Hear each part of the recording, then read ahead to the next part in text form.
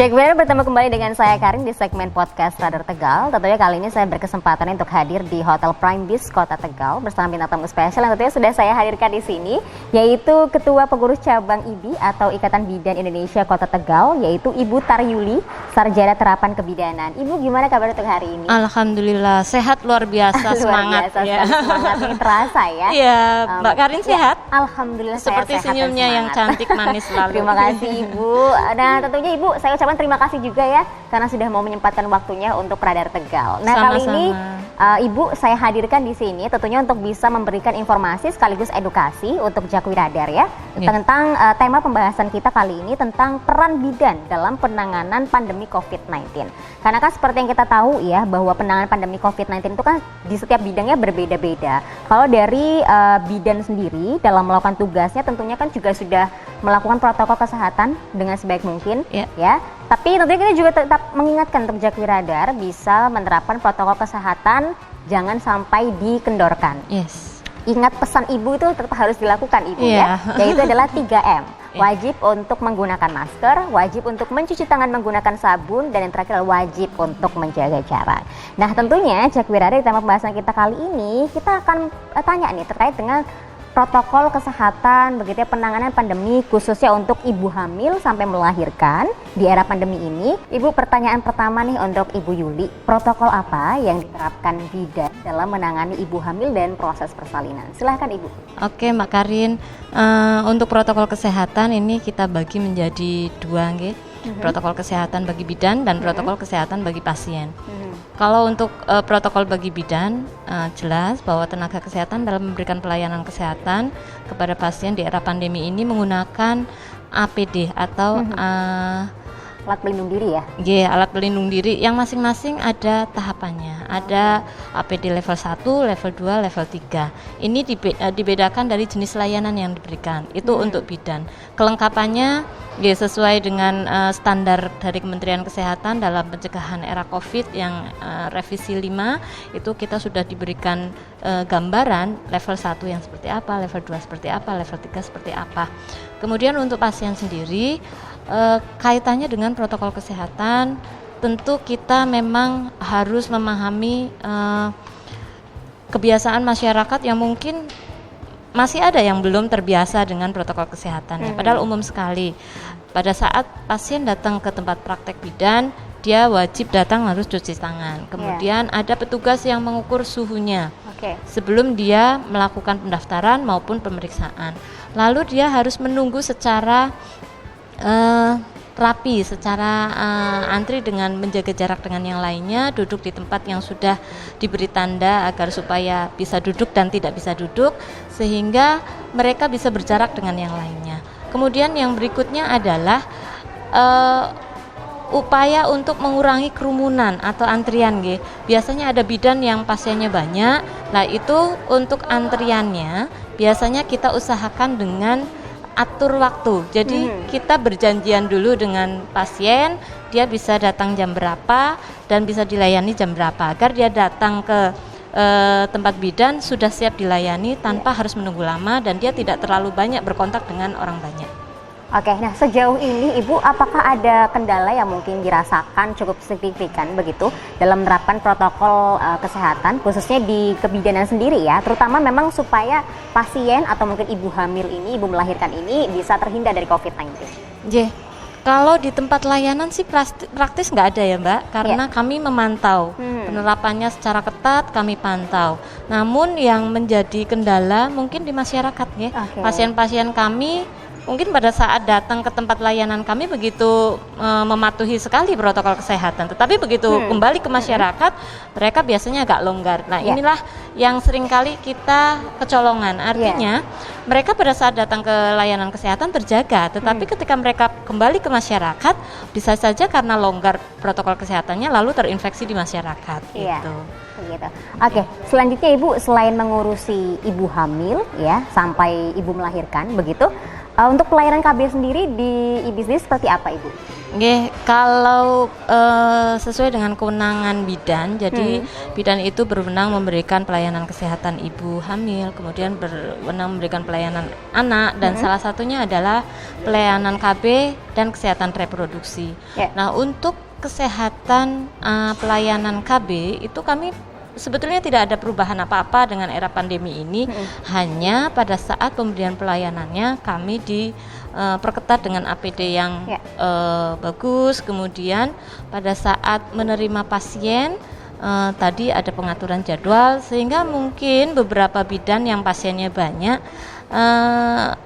jam prakteknya menjadi lebih panjang karena tadi harus diatur jaraknya supaya masing-masing pasien tidak terlalu banyak kontak dengan pasien lainnya atau tidak berkerumun.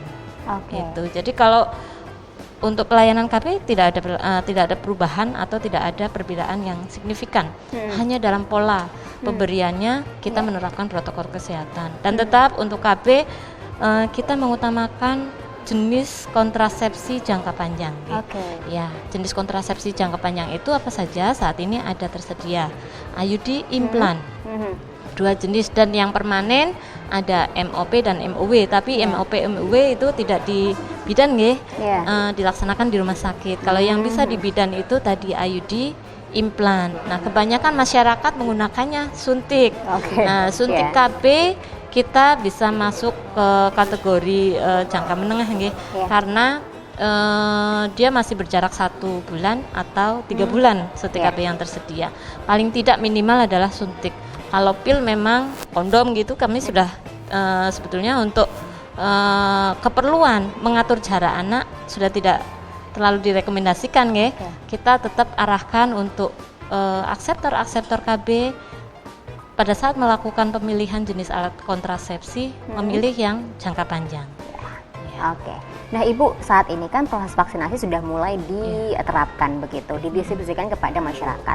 Nah tentunya menurut informasi yang saya dapatkan katanya kalau ibu hamil sampai ibu menyusui begitu ya, itu katanya tidak boleh divaksin. Itu benar nggak sih Ibu? Iya betul sekali Mbak, karena memang COVID itu kan penyakit yang unik baru, dan kita belum mengenal, para ahli itu belum mengenal seutuhnya COVID itu seperti apa, sehingga untuk kelompok-kelompok tertentu itu masih belum diperbolehkan untuk vaksinasi, termasuk tadi kelompok ibu hamil dan menyusui. Betul sekali, para ibu hamil dan menyusui saat ini tidak termasuk golongan sasaran yang menerima vaksin, tapi mereka tidak perlu khawatir karena mereka bisa tetap menjaga diri untuk tidak terinfeksi COVID-19 dengan cara lain.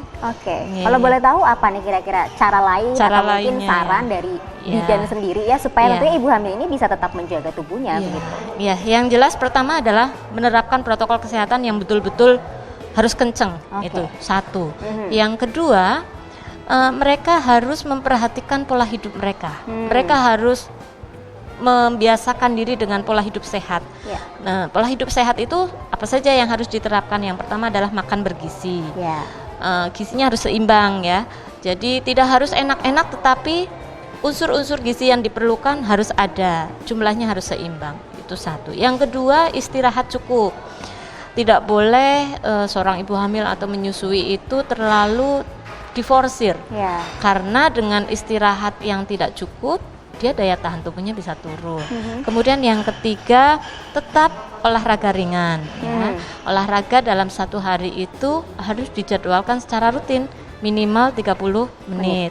Kemudian yang ketiga, jauhi asap rokok. Nah ini bapak-bapaknya nanti di rumah harus ikut membantu agar supaya bisa mengkondisikan suasana rumah itu memang menjadi suasana yang sehat untuk ibu hamil atau ibu menyusui.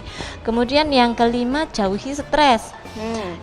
Keluarga ini sangat berperan besar sangat berperan berperan kuat untuk menciptakan kondisi ibu hamil dan ibu menyusui supaya dia bisa nyaman dan tidak stres. Semua permasalahan yang muncul harus diatasi dengan sebaik-baiknya agar supaya si ibu hamil ini bisa segera keluar dari permasalahan itu dan tidak berkepanjangan di posisi yang stres.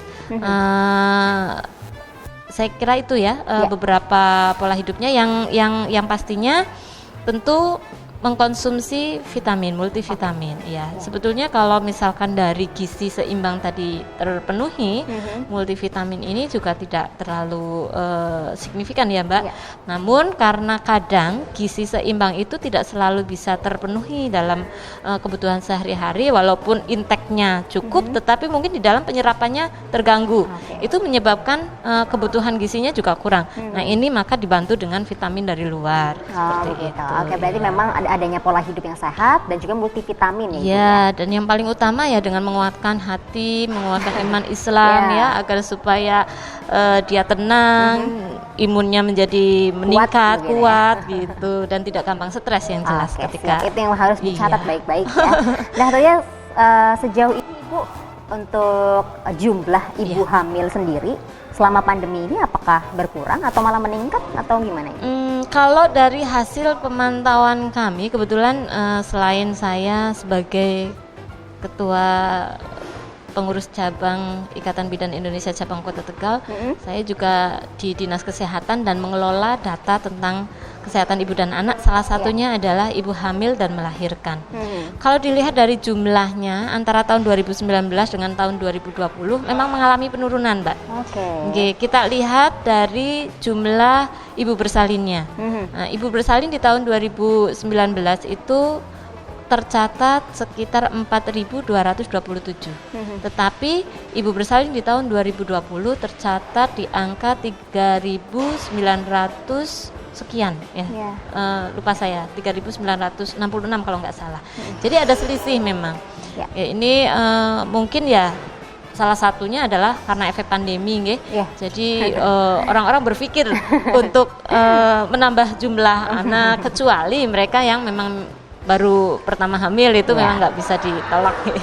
Oke, nah Ibu terakhir nih, kira-kira ada nggak sih ya mungkin pesan yang ingin Ibu sampaikan khususnya kepada semua bidan di era pandemi ini? Mungkin ada semangat yang mau Ibu berikan atau sampaikan, silakan. Ya, baik, terima kasih Mbak Karin. Ini di waktu yang tepat sekali nggih, karena saya baru berkegiatan monitoring dan evaluasi serta pembinaan bidan delima di Kota Tegal dengan tim monitoring dari Provinsi Jawa Tengah. Kami mendapatkan semangat dan dukungan mental dari para senior kami dari Provinsi Jawa Tengah untuk tetap memberikan pelayanan kebidanan yang berkualitas. Walaupun di era pandemi ini beban kami dalam memberikan pelayanan tentunya meningkat. Namun teman-teman bidan supaya tetap menjaga semangatnya, menjaga kualitas pelayanannya, dan ini sangat penting saya sampaikan kepada seluruh bidan di Kota Tegal ini atau mungkin di sekitarnya yang nantinya akan menyimak podcast ini, agar supaya tetap menjaga kualitas pelayanan kebidanan kesehatan ibu dan anak secara baik ya, dengan sebaik-baiknya. Walaupun di era pandemi kita bisa memberikan pelayanan yang optimal, yang satu. Kemudian yang kedua, peningkatan kualitas pelayanan kebidanan itu bisa dilakukan walaupun kita dari rumah, daring, karena kami sebagai tenaga kesehatan dituntut untuk selalu meningkatkan skill dan ilmu pengetahuan. Nah, pada saat ini memang terkendala untuk pertemuan langsung. Biasanya kami bisa mengikuti seminar, pelatihan seperti itu. Karena pandemi secara umum berkurang jumlahnya, tetapi tetap ada dalam bentuk yang berbeda, berubah, yaitu melalui daring ya. Jadi kami anjurkan kepada teman-teman di layanan untuk tetap meningkatkan pengetahuan dengan mengikuti seminar-seminar daring. Kemudian yang berikutnya dan yang paling utama, patuhi protokol kesehatan. Baik pada saat kita memberikan pelayanan maupun pada saat kita di luar. Ya, karena yang namanya COVID-19 tidak hanya ditularkan dari pasien saja, tetapi mungkin saja ketika kita berkegiatan di luar. Nah, ini khususnya pada saat pelayanan kesehatan kita wajib menjaga diri kita dan pasien kita, sehingga terapkan protokol kesehatan dengan sebaik-baiknya. Yang berikutnya adalah tadi Mbak, kembali lagi kepada dasar manusia, dasar kewajiban kita sebagai manusia, iman dan takwa kita harus selalu ditingkatkan. Karena dengan iman dan takwa yang optimal, maka imun tubuh pun akan secara otomatis bisa mengikuti peningkatan itu. Apalagi didukung dengan pola hidup yang sehat seperti tadi ya, maka kita bisa mendapatkan imun yang optimal sehingga bisa melawan COVID-19 yang mungkin saja nempel nih. Biarkan saja dia nempel, yang penting saya kuat, saya tidak sakit ya, dan tubuh saya membentuk antibodi terhadap COVID tersebut. Jadi bisa membantu herd immunity yang kita harapkan, sehingga nanti si COVID-19 ini menjadi penyakit yang biasa-biasa saja setelah herd immunity terbentuk. Itu saya kira, Mbak. Baik, Jaguar, demikian obrolan saya bersama Ibu Taryuli. Tentunya di kesempatan kali ini kita tadi sudah membahas ya seputar penanganan pandemi virus corona, khususnya di kebidanan sendiri seperti apa. Tapi tentunya mudah-mudahan pesan yang sudah beliau sampaikan bisa bermanfaat ya untuk Jakwi Radar. Dan jangan lupa, ingat pesan ibunya tetap harus ditegakkan ya, Jakwi Radar. 3M, wajib untuk menggunakan masker, wajib untuk mencuci tangan menggunakan sabun, dan yang terakhir wajib untuk menjaga jarak. Sekali lagi terima kasih Ibu Taryuli untuk waktunya. Sama-sama Mbak Karin, sukses selalu. Sehat selalu. Iya. Selalu juga Titip protokol kesehatan untuk masyarakat. Siap, terima kasih banyak. Dan tentunya Jakwi Radar, pokoknya stay safe ya. Saya Karin pamit undur diri, sampai jumpa.